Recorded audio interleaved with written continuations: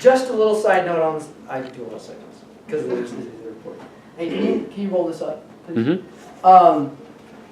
Smiling is an anchoring system. I do a clearing technique where if people are going through like stuff, I'll clear them, and then they say something and they have to smile. Some of them can't smile, so I know it's not clear. So then we clear it again, and as soon as they start to smile, it locks in and it shifts. The times they don't smile, it doesn't hold. Smiling's powerful because it starts to initiate joy. It actually creates chemicals in your body that are euphoric, that make you happy. And isn't that why we're here? To be happy?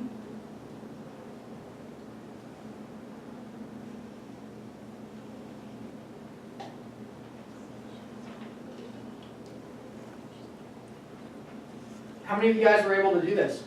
To talk to anybody?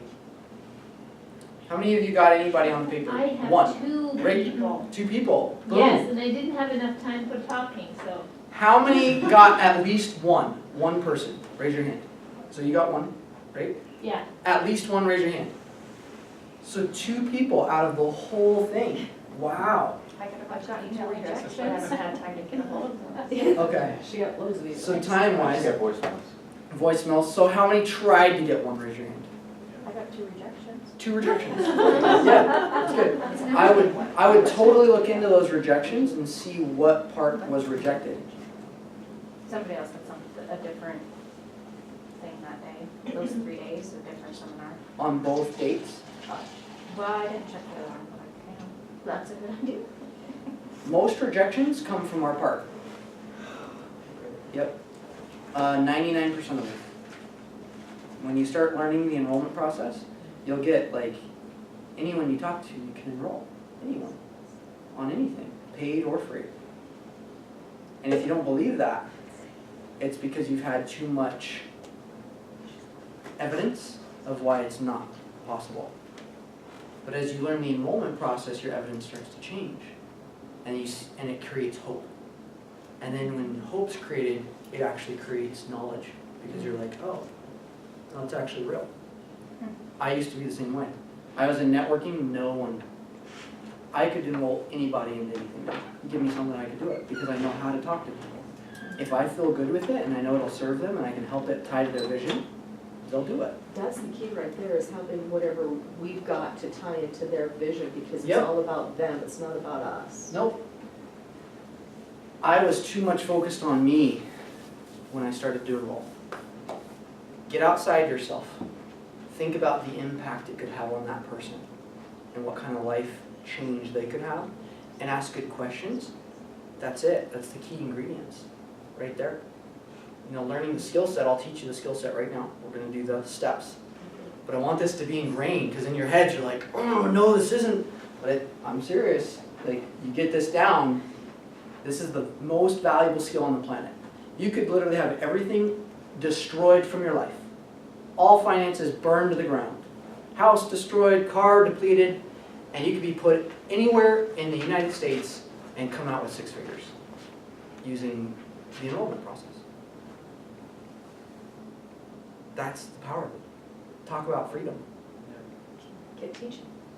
You ready to learn it? Is it okay if I take off my jacket? I'm getting hot. All right. Cool. I just wrote this out. I actually changed it. I usually teach 5, but I just completely changed it. So the first step, be sure not to use my Sharpies. And this is for the enrollment? This is for, so this is to, at networking, or to get like one-on-ones.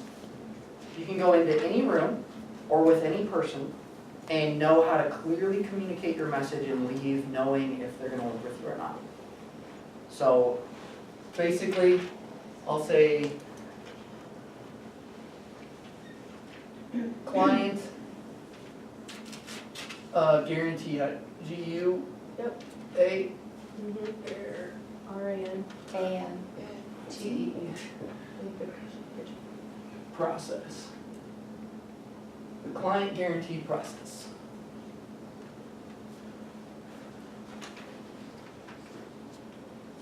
Step number 1.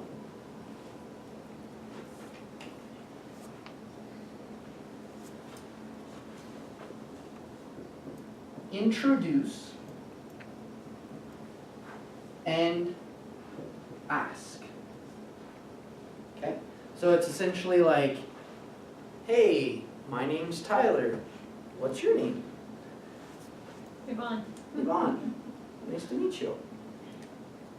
Simple as that. Just the first engagement, right? Now, step 2. Engage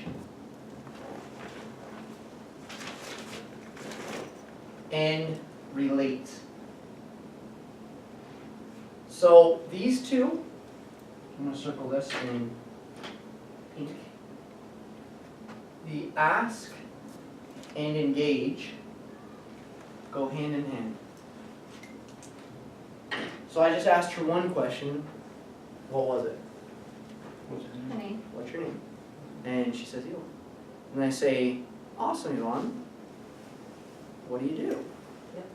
Or what are you passionate about? So go ahead. I'm passionate about energy work. Energy work. Yeah. There you go. That's awesome. How long have you been passionate about energy work?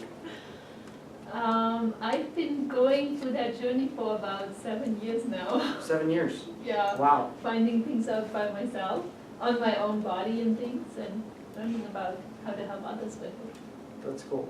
Yeah, actually in my life, I've been around energy work probably since I was like 2 years old.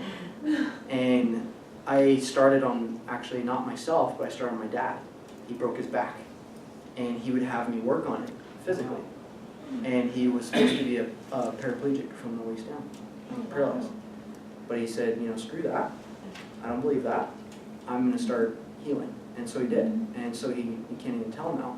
Well, the big thing is I learned about like energy work was it was a big turnoff for people. Like I'd go share with people, but what would happen is when I would share it, people didn't value it. And it almost turned me off of energy work. For you, Yvonne, do you ever find anything that you have struggles with as you learn how to do this energy work and learn it on yourself and other people? Trying to explain it and communicate it to people that they will understand it and accept it and believe in it and be open to it. Gotcha. Yeah. So do you do that? Like, do you try to go and explain it to people and try to help them believe it? I'm just trying to find the way how to communicate it, yeah. What's So- your goal in communicating it? Like, what do you Well, want right the now, endgame to I'm happen? actually teaching a class in 2 weeks about archetypes, Oh, cool. and I've learned to help people identify their hidden talents that they don't even know about through the language of archetypes. Wow. And I find that to be a good starting point. And then from Continue. there, I can see if they need help within their body, because sometimes we need to have our energy balanced in the body, or if we need to do emotional work, Gotcha. or mind reprogramming. That's neat. So as you're doing the mind programming and you know, teaching them the archetypes, what is it that, when you say that it's hard for you to communicate it, because it sounds like you're doing a pretty good job communicating it, what are you struggling with in the communication process? Well, people come from different places, so connecting maybe a little faster to what it is. But I'm usually pretty good in asking questions, Yeah. but. Do people pay you for this? No, I'm not getting money right Oh, now. okay. My biggest problem is probably just going to strangers and engaging them. Engaging, That yeah. is my fear. That's crazy. I had that fear too. You're not alone. And actually, when I first started, I remember the first time I made an offer in the energy field, that I was in the room and I just worked on somebody for free. I gave them a demo. And as a Thai therapist, it's pretty cool. You put them through like 850 different positions and you like unlock the emotions and they come out. Sometimes they're like, oh. They had this amazing experience. And I just packaged something for like $850. And I was so scared of offering it that as they were getting up and I was asking them the questions and I was like, so did you like it? They're like, yes, I loved it. It was life-changing. And I was like, great. And inside of my head, I knew what was supposed to happen. Like I'm supposed to ask them for the check. And so I basically said, great, well, let's connect up again. And I started to shake thinking about it. That's how scared I was. I was literally shaking in fear. And so I can completely relate with that. One thing I did though, I went through this 7-step process that completely changed how I felt about money and how I communicated my energy work, so that when I communicate it now, people invest with me from $10,000 to $80,000. And it's been a complete life-changing experience. Yeah. So how serious are you? Just curious, like, is this something that you really want to do? Like make money doing what you love in energy work? Yeah, I do. 0 to 10, like rate it for me. Because I work with a lot of different people and I see a lot of people out there. Some people are like, yeah, I want to try it a little bit, but some people aren't at all. Where would you put this as a priority? Like 10 being like, I really 10, need to make yeah. money, 0 being not at all. Oh, making money off it or? Yeah, like making money, creating, doing energy work. 0 being not at all. Because you could just do it for free your whole life. No, not for free. So where would you rate it, 0 to 10? I have money issues. So where would you rate it? Just curious. On how much I'd like to do it? Yeah, how much you'd like to do it and actually get paid well for it. If you could feel A 10. ethically good about it. Yeah. Awesome. So if that is a priority, I would love to sit down with you and actually help you craft it. Because that 7 steps process that I went through was the biggest game changer. Because there were things that I didn't know how to communicate that now that I do, it's phenomenal. And not only do I get to help people, but they actually get helped. Whereas before when I was doing it for free or for nothing, they would leave wanting more and actually leave sometimes worse off. Because I didn't have them invest in their life. So yeah, is that something that you'd be interested in? Is learning that 7-step system? Yeah. Cool. And so this is how I usually do it. I sit down with people and who are interested in sharing their gift and making money at it. And I sit down and it's free. It's free for you, it's free for those who are serious about it at 10. And what we do is I'll help you craft what it is that you're really offering and help you message it in a way that connects with people so it makes sense. And then also we'll hit on some of those money issues because I know that can be hard sometimes. And towards the end of the conversation, I'll share with you a few different options of what it looks like to work with me long term. And if they resonate, I'd love to have you aboard. And if not, totally cool. At least you can start to craft your message and start to share your gift so that you can monetize on it and bless others while you're at it. So is that something you'd like to do? Sure. Cool. Awesome. Tomorrow at 7 work? Supposedly, let's say it's Monday. So Monday at 7?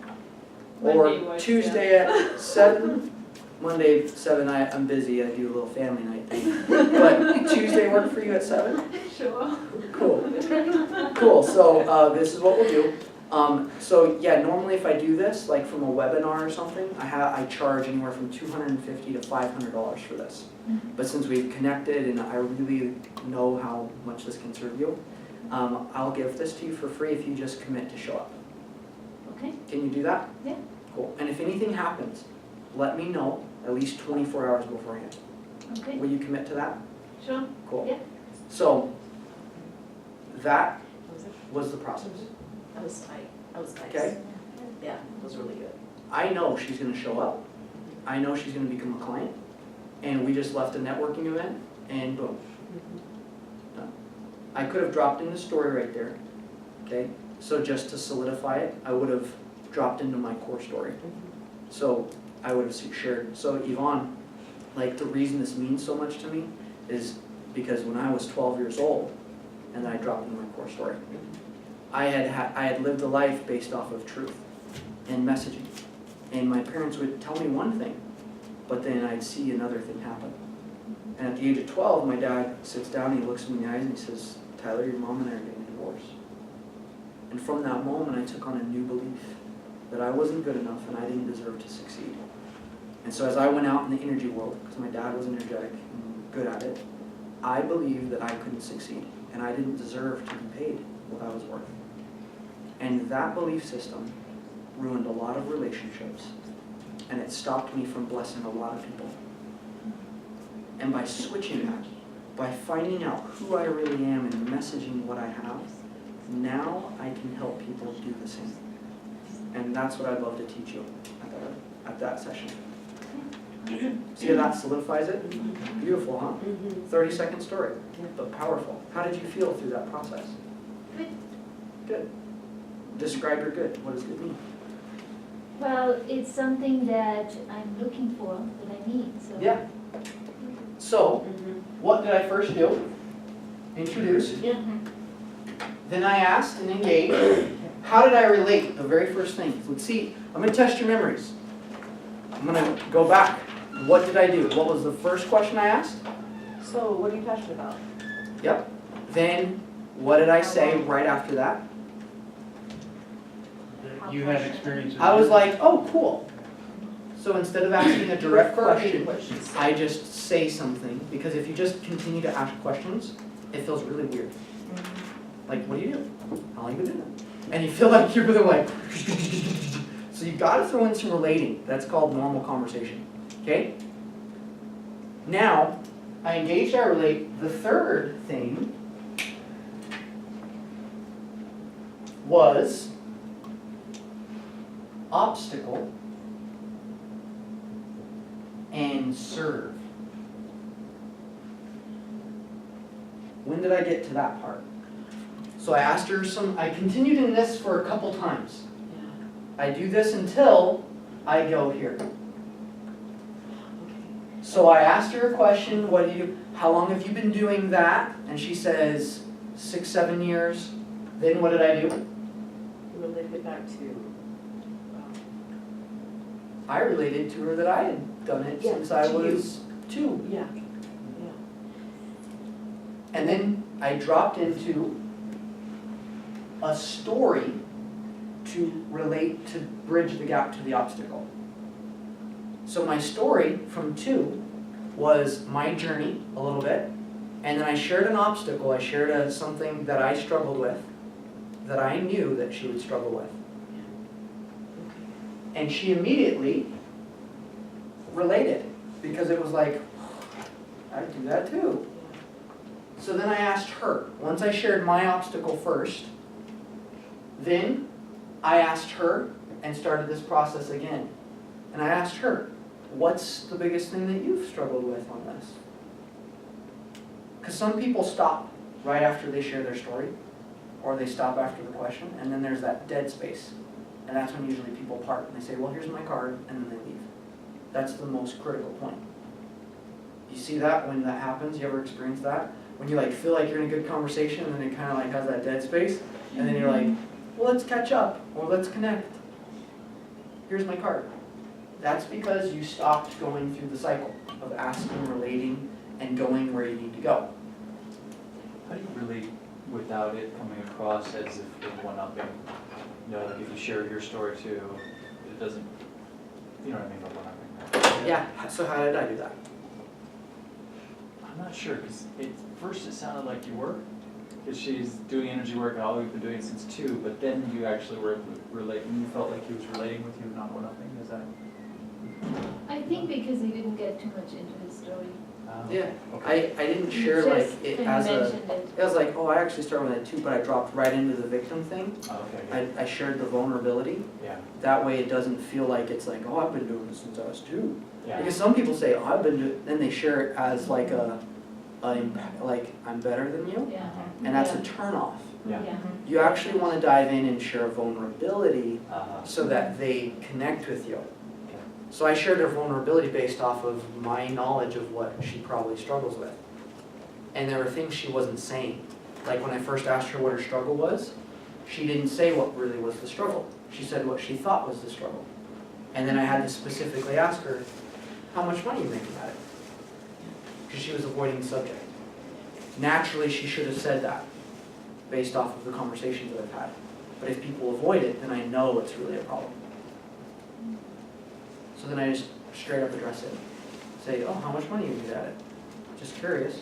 and it's just kind of nonchalant. People, if you're like, oh, how much money have you made at it? And people don't answer, but if it's like just chill, it's just intrigued. I was intrigued, like, how much money have you made at it? And she's like, not very much. And then she just opened, so I want to share it. And I want to drop back in to relate. Because I don't want her to share anything that she feels too vulnerable on. So I wanted to share, oh yeah, I get that. And I want to relate again. And I want to relate and say, I too struggled with that. In fact, my first money time, and then I dropped into another story. When I was sharing, I was on the mat, and then the person was going away and I was shaking and I couldn't offer it. I left. And the story actually goes like I left feeling terrible. And I went home, I didn't want to talk to my wife, I didn't want to address anything because I felt like I didn't share my truth. My truth was I should have said, you need this, here's the offer. But I hid from the truth. When we hide from our truth, we then don't want to address anything else in our life. And that's when we turn to things. That's why people get addicted to stuff. Because they haven't expressed their truth. And they're living a lie. So I was living the lie for that. Fortunately, my wife was good enough to ask good questions. And then I would share with her. Because I felt safe. So learning the skill set is transformational for your kids, for your spouses, for whoever you're with, for your clients especially. So you get the obstacle. Once you know the obstacle, because I had to probe a little bit. I had to keep asking, keep relating, keep going through this until I really got clear on our obstacle. And it was like, oh, I haven't made any money. So from there I was like, I got it. Piece of cake. Because then what did I do? How can I serve her? I want to look at how I can serve her with that obstacle. Okay?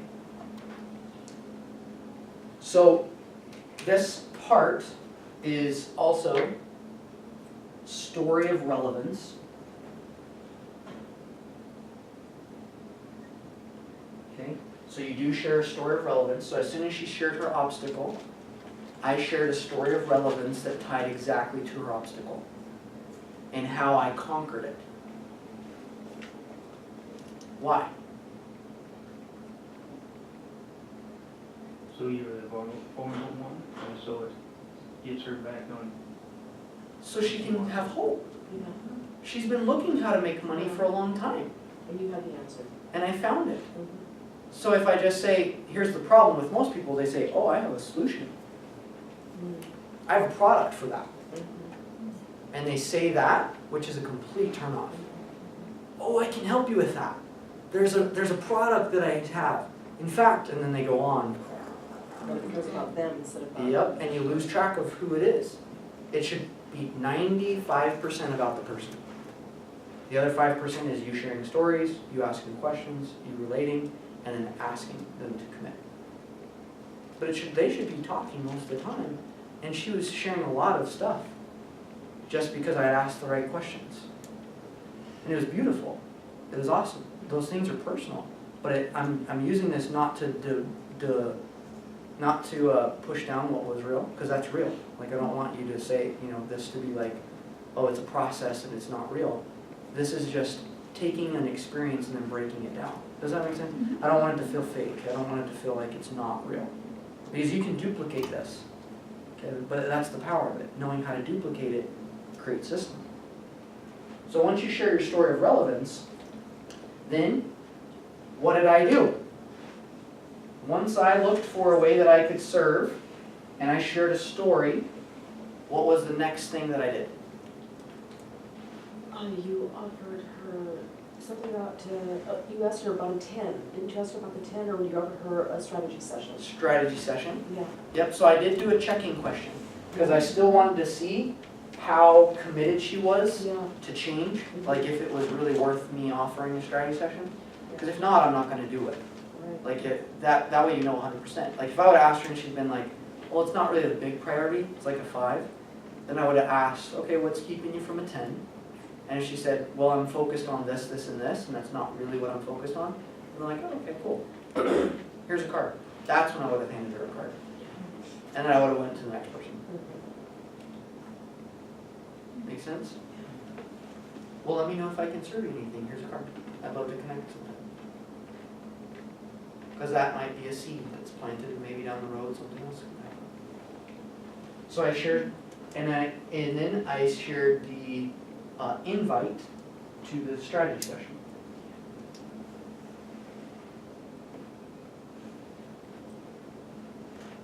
I'm loving this board.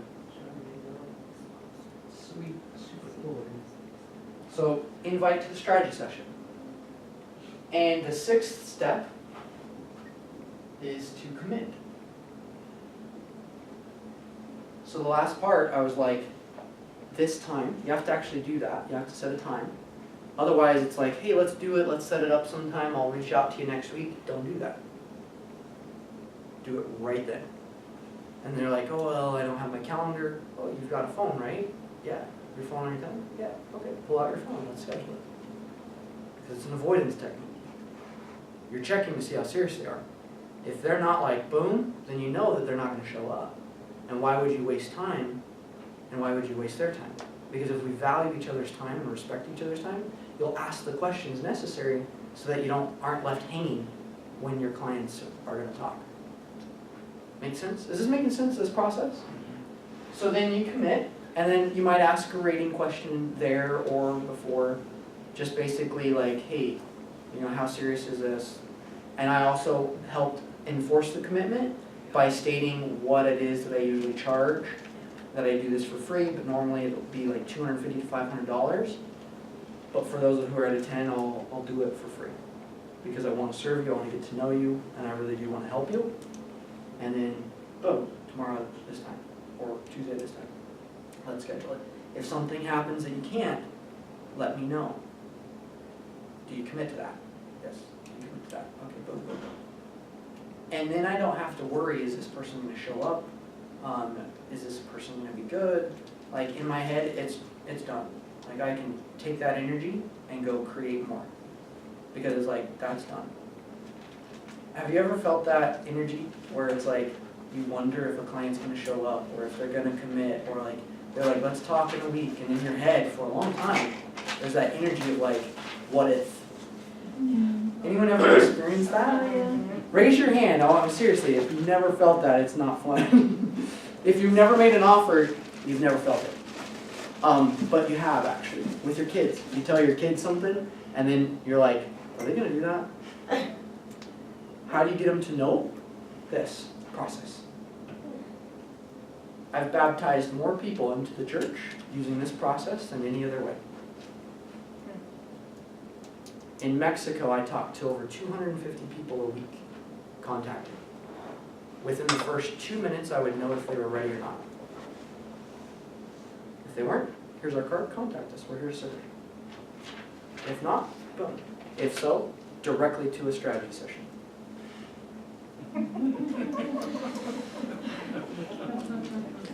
Directly to a... How many did you baptize? Quite a few. I didn't learn this until about 18 months in. Yeah, I had a lot of issues, and I didn't know how to do the power prayer until 18 months in, and I didn't know how to do this, is what I was doing. And I didn't realize it until I started to enroll clients, and then I realized that's what I was doing my whole life.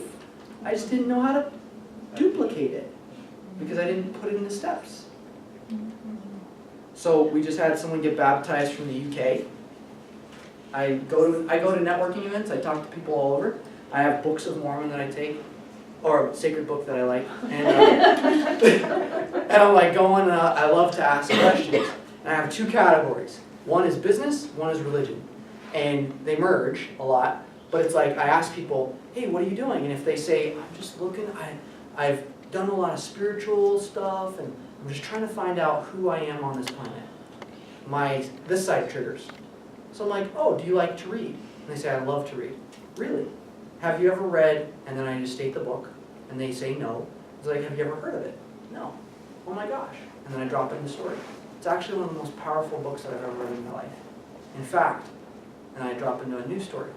When I was 12, I had an experience, and I drop into that, and I share my sacred story, where I found for my first time truth. And then they relate to it. And then I asked them a question. How committed to you are you to find the truth? 0 to 10. Are you committed to do whatever it takes to implement that truth? And if not, I don't want to gift this book to just anyone. This book means the world to me. So 0 to 10, how serious? If they're at 10, like, okay. And I write my little personal bio in the book, and then I give it to them. And most of the time it's very life-changing. Because I've already checked. They're in. They're golden. Do you give that out to networking event? Yeah. What did he say? Do I give it at the networking event? So I'm usually at a hotel where they're all staying at the hotel. And then I'll connect up in the morning with them and I'll hand it to them. I actually learned that I had a little bit of avoidance toward that because she carried it around with her. And I was like, I actually was like resistant to it because she was like showing everybody, oh my goodness. And I was like, it was interesting because it brought up emotions in me because I was hiding from sharing stuff. I learned some powerful stuff to do that. Yeah, so I've shared it with my mentors, like Ted McGrath and things, yeah. He's never read it, so I gave him one. I've taught lots of people. I do it with taxi cab drivers. Nathan was with me one time, and there's a super awesome taxi driver. I just take him through this process. And the taxis, or Ubers, you can take them through a long process. So, Sweet process. so yeah, so I get to know people. Yeah. And then I'm like, holy cow, would you be interested in like reading this? And they're like, yeah, cool. And sometimes they're not. Sometimes the energy's not right, and I don't even go there. Yeah. Because it's like, they're not. And then I'm like, business. All right, do you have a message? Do you want to make money? So then I go into that part. It's fun. Yes. First of all, I'm super excited to go on my next mission with my wife. So, my kids are going to be awesome missionaries. But you talk a lot about going to networking events. Can you give me, what percentage of your time in your business is spent doing that? When I started, Sure. Yeah. Yeah. that was my primary way to get clients. I'd say 95%. The other 5, well, no, I take that back. So going to events, finding people at events, that was my primary way. And then the other way was calling people on the phone. Old friends and Yeah, friends, people who I thought, just reconnecting. I teach people how to do that through the dialogue, how to do it where it doesn't feel salesy, how to check if they're even interested in a conversation. Oh yeah, we kind of went over that with you in the beginning, just to see if they're even interested in something, and you just lead them to a conversation. The problem is most people lead them right to the product, or right to a webinar, or right to something. They don't even know them though. Like, how do you know if they want that? You gotta get to know them, you gotta see if they really want that. Otherwise it feels like you're just selling somebody. So you really just ask the questions, figure out what their needs are, and if you find the need, don't do the disservice of holding it back.